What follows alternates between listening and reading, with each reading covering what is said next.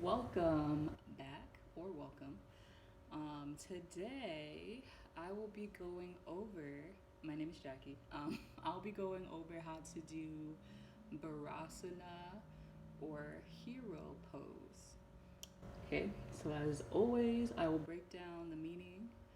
Um, I guess you can do it phonetically and then also the meaning in Sanskrit to English so that you can understand um, what people are saying if you are going to a virtual yoga class or an in-person practice with other folks in the studio, or if you're just trying to do like a self-practice.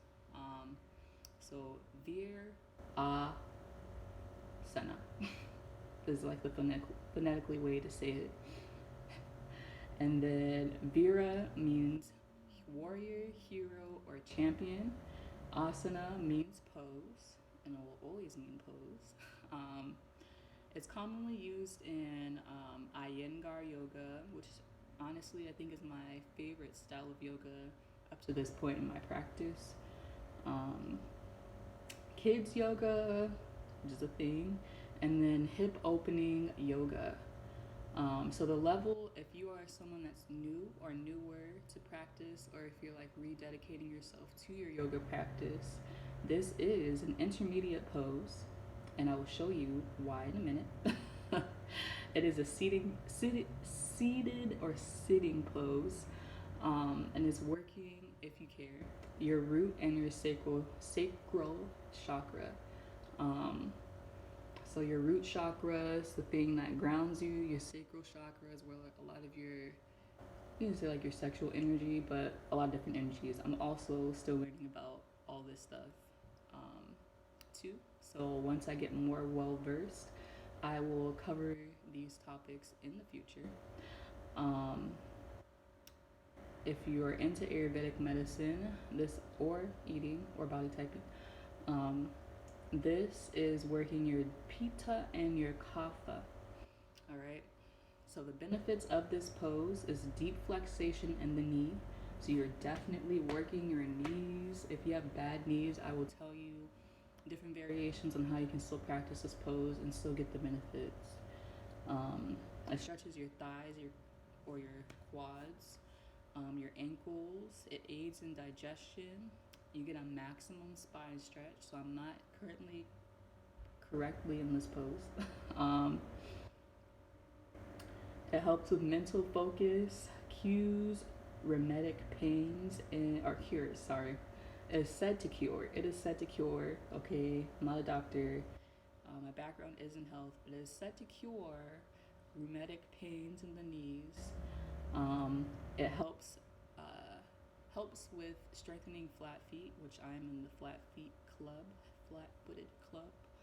Um, it helps in flexibility in ankles, improves digestion or circulate blood circulation in the legs. Sorry, I have terrible handwriting.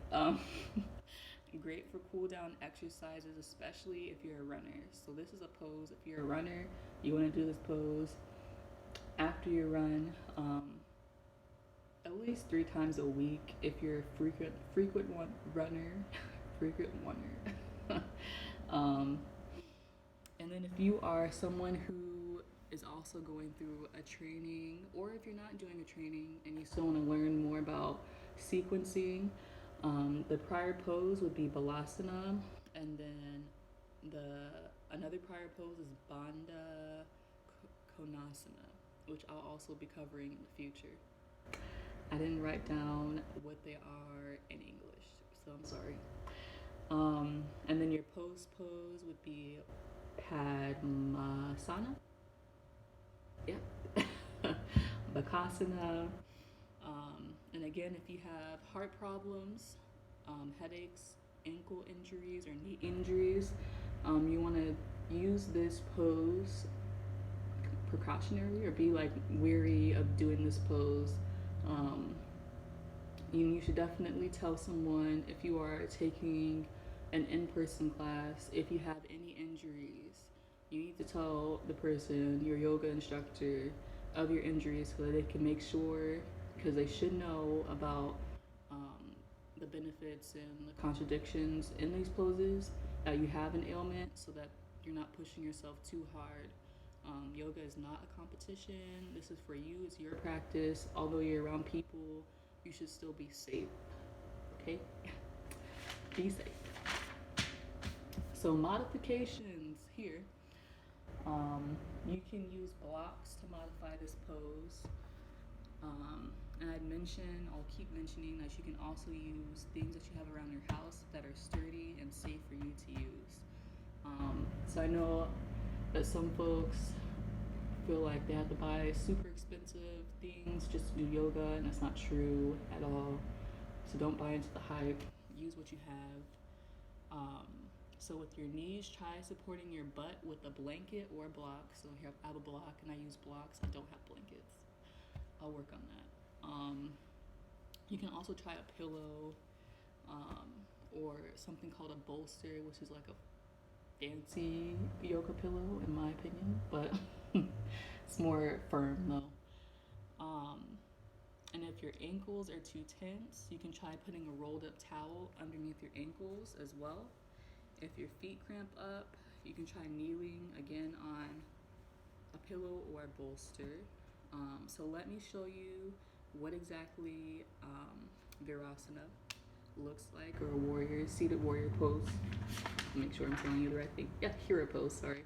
Seated hero pose looks like. So I'll show you the front way. I'll move this. The front way of doing it, you just come. I think the easiest way to do it really is come onto your knees. Make sure you're aware of like your hip placements and how you're feeling. You can like loosen up, especially if this is self-practice. You can move, even if you're in a room with other people, move how you need to before you get into this pose, because you probably will be holding it for a very long time. And it can be, for even someone who's been doing yoga for years and years and practicing, and it's just like their lifestyle, it can still be uncomfortable. All right, so we're gonna come onto our toes. So we're gonna take our feet, tuck them under, and then lean back on top of our feet. Roll our shoulders back and down so that our chest is open, our shoulders are relaxed, and then from here, we can go into our breath. So pull our hands wherever you feel like would be necessary to do. Typically, if you're in a practice, you're gonna hold this for 2 to 10 minutes or so. It just depends on your teacher, and I think like how advanced the pose will be. So let me again show you. We're gonna start with our knees on the floor.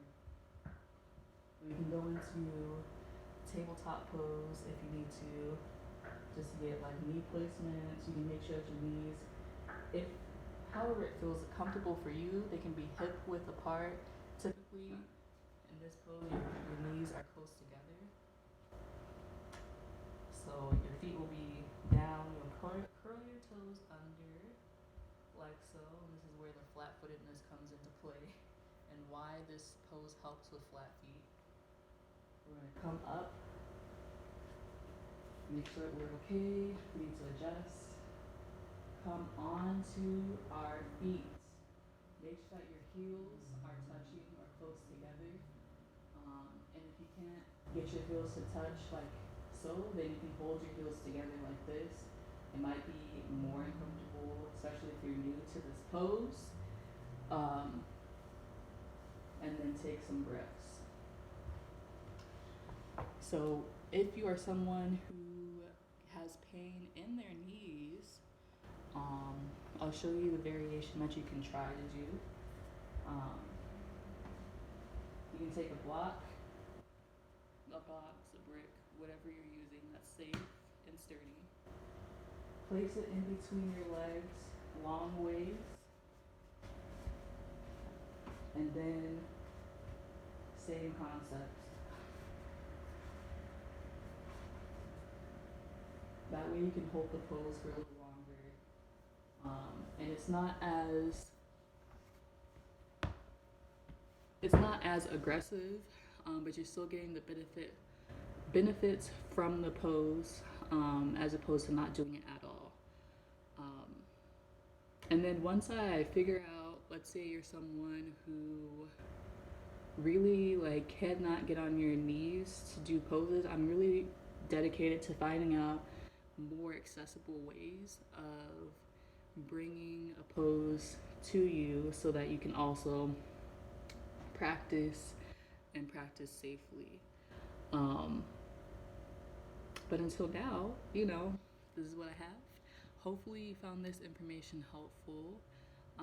I definitely appreciate any feedback that you have in terms of like video quality, my voice, if you can hear me.